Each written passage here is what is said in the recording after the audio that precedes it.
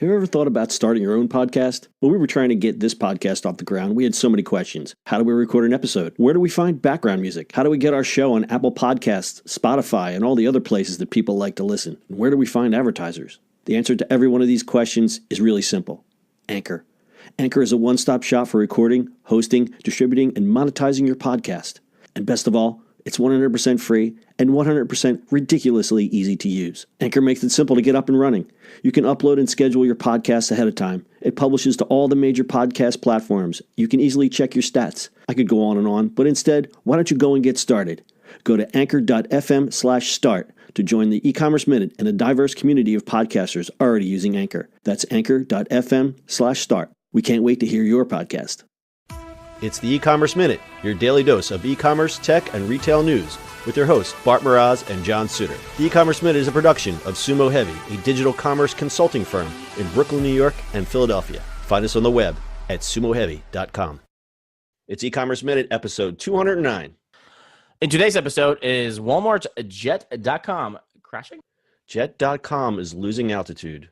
That's according to the recent report by Bloomberg that states the online retailer has seen a sharp decline in traffic.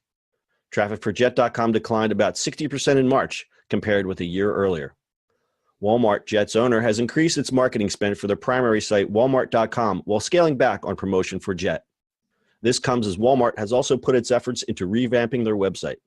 They've added more upscale goods and new apparel brands and expanded their home delivery options. They've even entered into a partnership with upscale department store chain Lord & Taylor.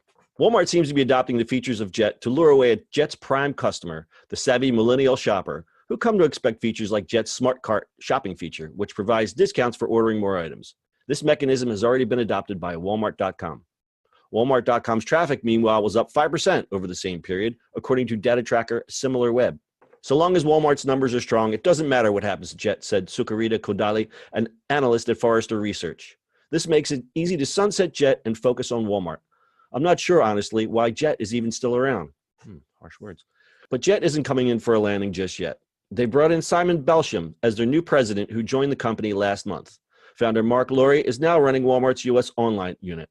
In an email to Bloomberg, Jet spokesman Meredith Klein said, "Website traffic is an imperfect way of looking at it and not that meaningful, given changes the company is making to stand out from competitors. The site is investing in key urban markets like New York and San Francisco, and its share of new customers coming from those areas has increased compared with last year, according to the company." So I think also, wasn't there rumors that Walmart, not rumors, but there's already happening that Walmart is getting a full redesign right now too?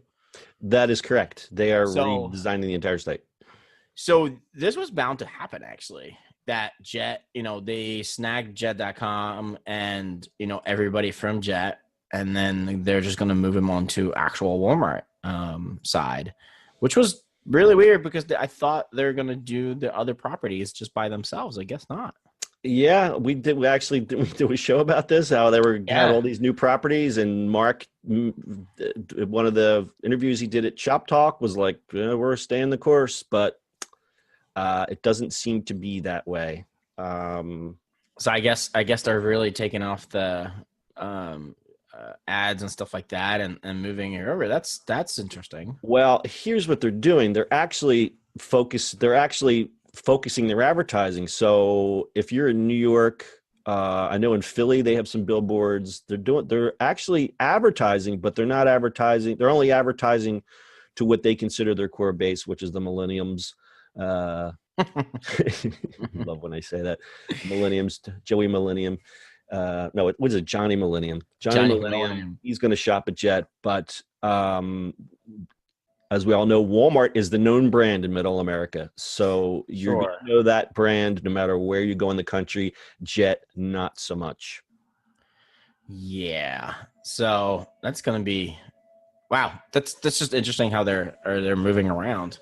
So I don't know. I mean, the traffic metric, 60% is a lot, But there was also a stat that said the duration of the average visit on the site has risen over the past year. So the people that are going are, I guess, loyal customers and are spending more time on the site.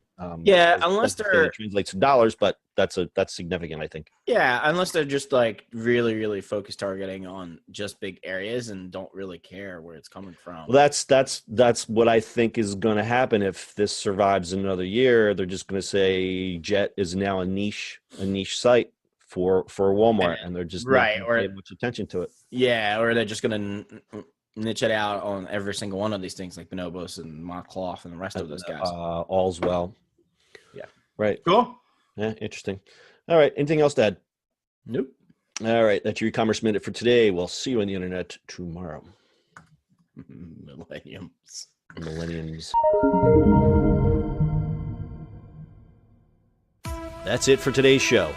If you like the show, do us a favor and subscribe or leave us a review on iTunes. And don't forget, you can now listen to the e-commerce minute on your Amazon device. Just add e-commerce minute to your flash briefing. And finally, if you have a comment or suggestion or just want to say hi, find us on social media @Sumo Heavy.